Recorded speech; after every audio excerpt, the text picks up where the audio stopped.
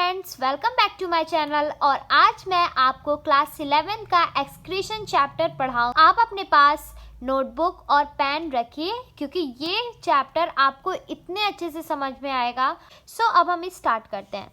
Excretion मतलब जब हम अपने बॉडी से किसी चीज़ को थ्रो आउट करते हैं, बाहर निकालते हैं, तो उसको एक्सक्रीशन कहते हैं। ठीक। Elimination of nitrogen waste with urine by excretory system, मतलब जब हम लोग नाइट्रोजन वेस्ट जो होता है यूरिन के through by the excretory system अपने बॉडी से बाहर निकालते हैं तो उसको हम लोग एक्सक्रीशन कहते हैं।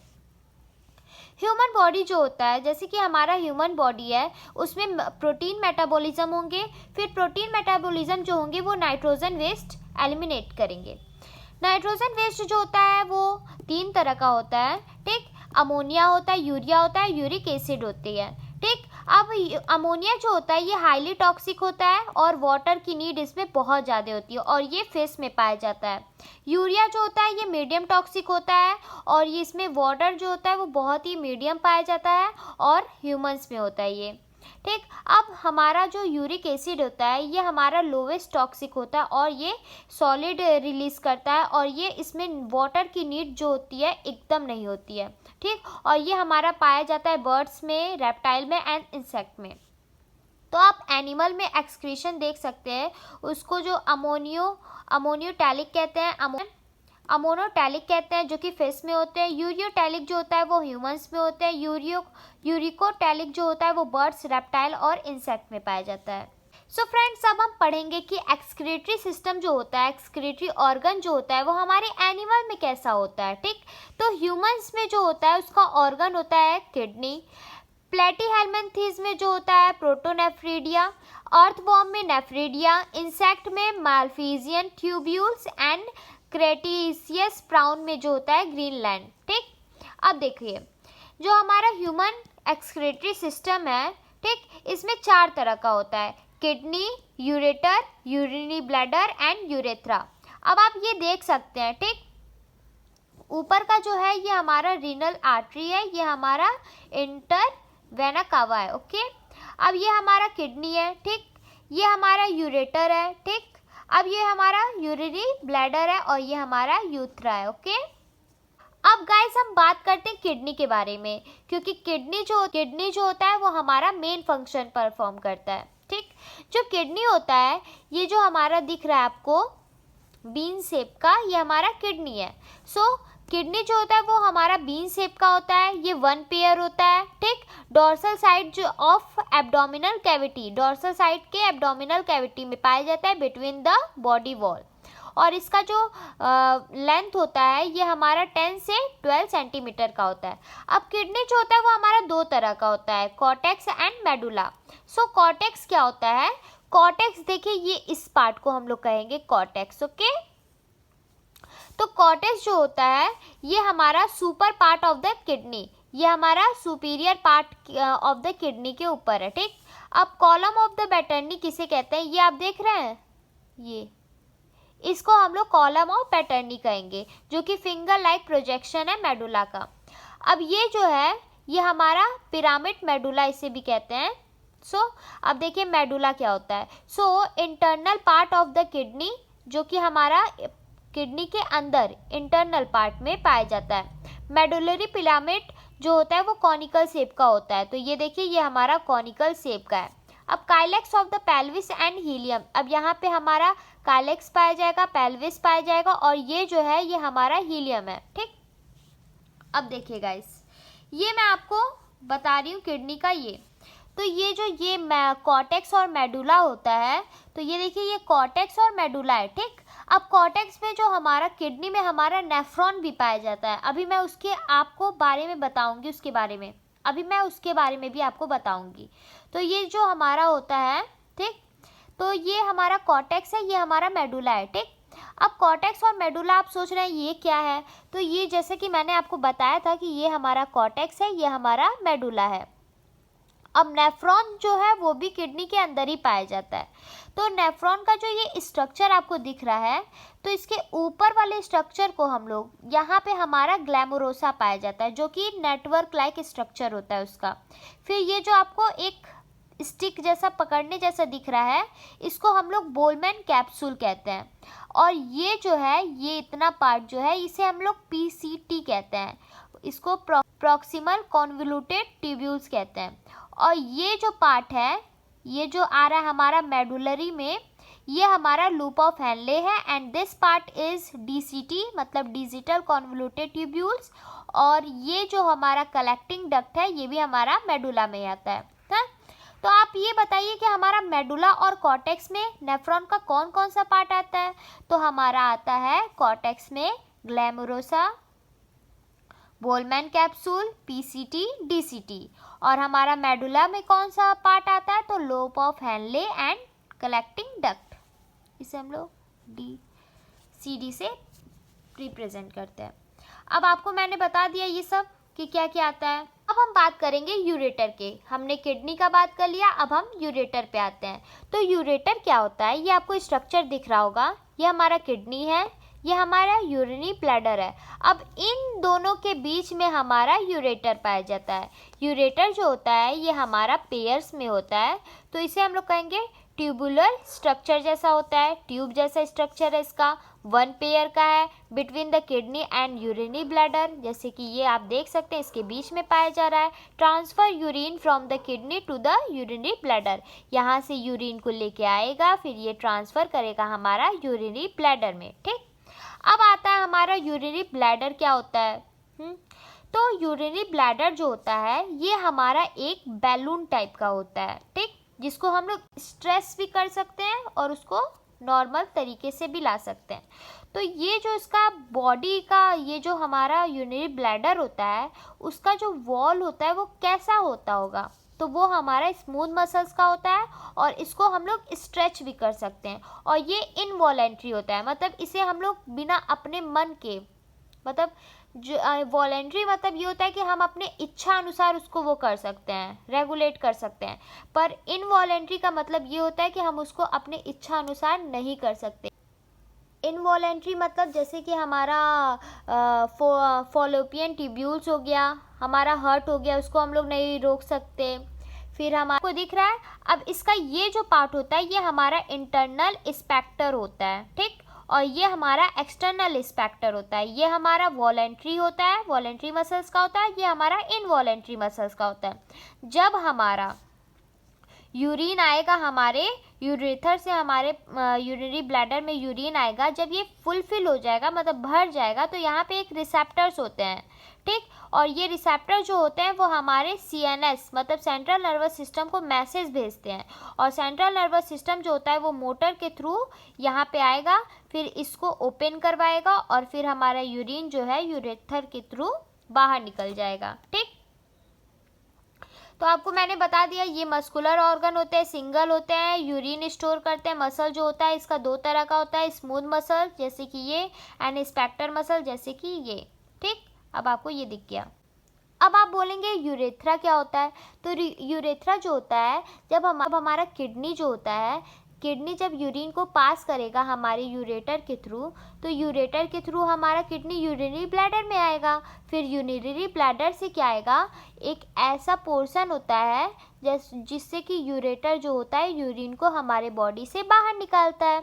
तो अब देखिए फीमेल में यूरेथ्रा कैसा होगा। तो फीमेल जो होती हैं उसमें यूरेथ्रा जैसे होता है, ये हमारा यूरिनरी ब्लैडर है। अब यहाँ से क्या होगा कि जब हम लोग को यूरिन पास कराना होगा तो एक वल्वा आता है।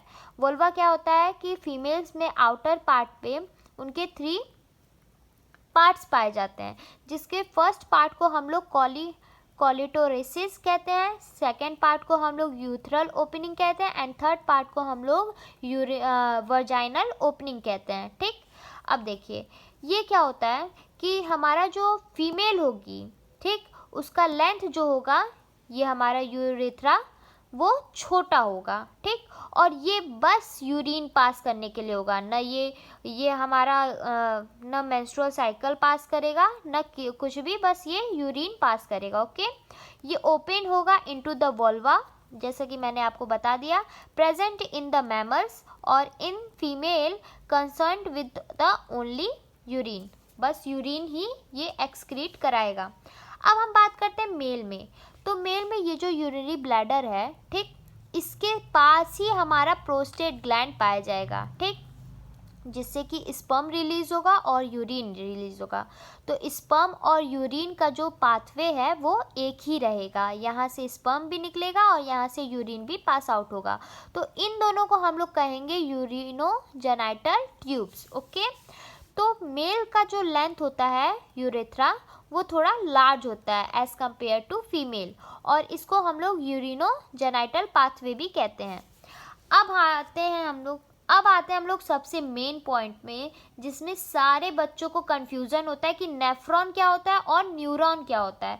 तो नेफ्रॉन जो होता है ये हमारा किडनी में पाया जाता है और न्यूरॉन जो होता है वो हमारे सेंट्रल नर्वस सिस्टम में पाया जाता है, ठीक। अब देखिए जो नेफ्रॉन होता है ये हमारा millions of nephron present in a each kidney, मतलब हमारे किडनी में बहुत सारे नेफ्रॉन्स पाए जाते हैं, ठीक।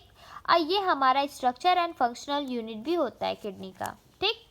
अब नेफ्रॉन का मैंने आपको बताया था कि हमारा ग्लोमेरुलस जो कि नेटवर्क लाइक स्ट्रक्चर होता है उसको हम लोग ग्रैमुलस कहते हैं, और जो हमारा स्टिक जैसे पकड़ने जैसा रहता है उसको हम लोग बोलमैन कैप्सूल कहते हैं। इतने पार्ट को हम लोग पीसीटी कहते हैं, इतने पार्ट को लूप ऑफ हेनले कहते हैं, इतने पार्ट को हम लोग डीसीटी कहते हैं, और इतने पार्ट को हम लोग कलेक्टिंग डक्ट कहेंगे, ठीक। अब जो हमारा इतना पार्ट है, जैसे कि इतना पार्ट है ग्लोमेरुलस एंड बोलमैन कैप्सूल, इसको हम लोग माल्फिजियन बॉडी कहेंगे, ठीक। अब इतना ये जो हमारा ये है, ठीक,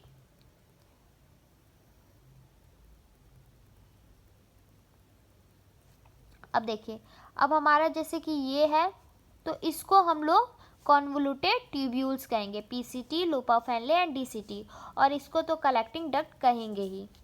तो मैंने आपको बताया था जो हमारा नेफ्रॉन है वो 3 में डिवाइडेड है, Malpighian, convoluted tubules and collecting duct. Malpighian में ग्लोमेरुलस, बोलमैन कैप्सूल आता है, फिर कॉन्वोल्यूटेड ट्यूब्यूल्स में PCT, DCT, loop of Henle and collecting duct में कलेक्टिंग डक्ट ही आता है। सो स्टूडेंट्स, अब हम आते हैं, आपको बताएंगे, ठीक। मैं आपको ये वाला डायग्राम अच्छे से एक्सप्लेन करती हूँ, ठीक। इसको भी आप एक्सप्लेन कर देती हूँ। देखिए ये हमारा क्या है, बोलमैन ग्लोमेरुलोसा है, इसमें afferent artery and efferent artery पाई जाएगी।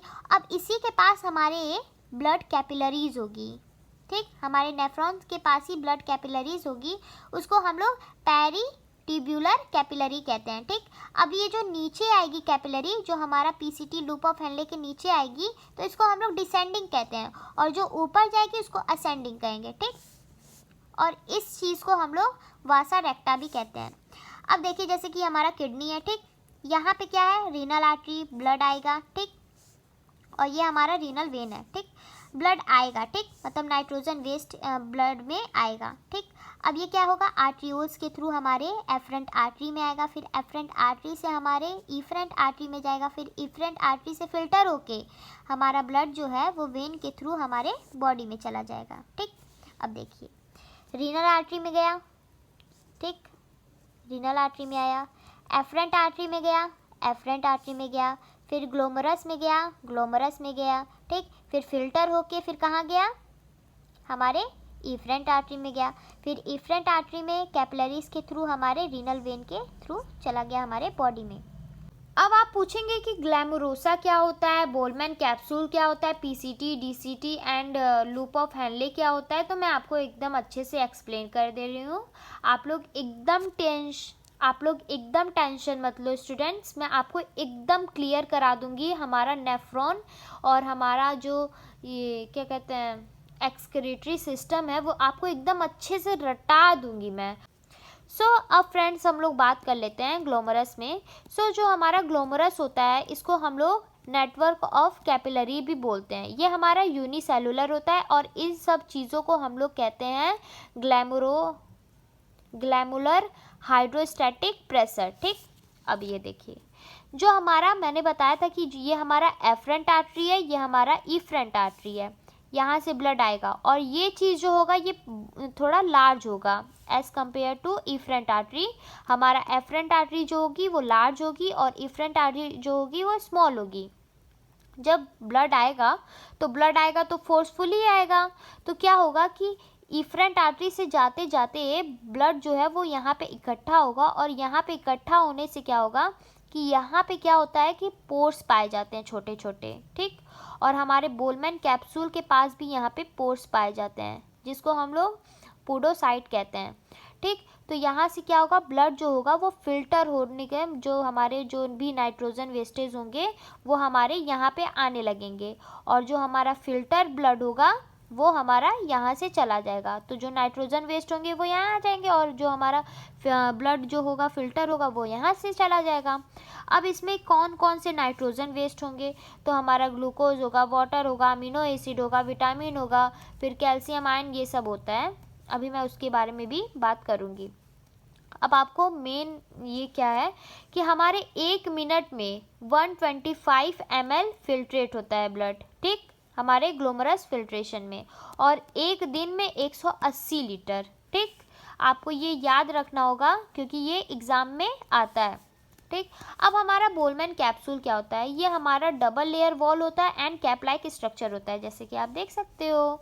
अब यहाँ पे ये जो हमारा डबल वॉल, क्योंकि यहाँ पे भी वॉल पाया जाता है और यहाँ पे भी वॉल पाया जाता है, तो इसको हम लोग कहते हैं इनर वॉल, और इसको हम लोग कहते हैं outer wall.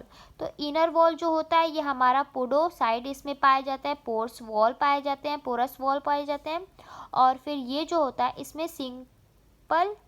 Simple एक्वामस epithelium wall का होता है ये। अब PCT, loop of Henle and DCT में क्या होता है, तो ये क्या करते हैं, रीएब्जॉर्प्शन कराते हैं। इसमें active and passive, active energy जो रहेगा वो हाई हो जाएगा और पैसिव एनर्जी जो है लो हो जाएगा।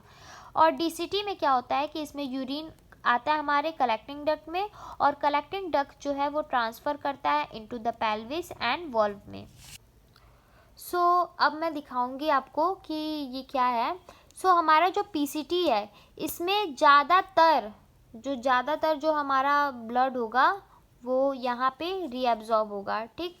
ज़्यादातर जो नाइट्रोजन वेस्ट में जो भी ब्लड में वो होगा वहाँ यहाँ पे रीअब्जॉर्ब होगा, और इसके पीसीटी ही में क्या होता है, ब्रश ब्रॉडर पाया जाता है जो कि कोबाइडल इपिथेलियम का होता है। लूप ऑफ हेनले में जो वॉल पाया जाता है वो हमारा एक्वामस इपिथेलियल का होता है, और डीसीटी में हमारा क्यूबाइडल इपिथेलियम का होता है। नेफ्रॉन जो होता है वो 2 तरह का होता है, एक कॉर्टिकल नेफ्रॉन होता है, एक जस्ट्रा मेडुलरी नेफ्रॉन होता है। कॉर्टिकल नेफ्रॉन जो होता है ये हमारा smaller and loop of Henle भी जो होता है वो स्मॉल होता है। देखिए जैसे कि 2 तरह के नेफ्रॉन पाए जाते हैं, ये हमारा कॉर्टेक्स नेफ्रॉन होता है जो कि 85% पाया जाता है, और ये हमारा मेडुलरी नेफ्रॉन होता है ये हमारा 15% पाया जाता है। ये हमारा लार्ज होता है इसके कंपैरिजन में, और लूप ऑफ हेनले जो होता है ये भी लार्ज होता है इसके कंपैरिजन में। तो ये जो होगा ये छोटा होगा, और ये जो होगा वो बड़ा होगा, पर सबसे ज़्यादा ये पाया जाएगा और सबसे कम ये पाया जाएगा, ठीक।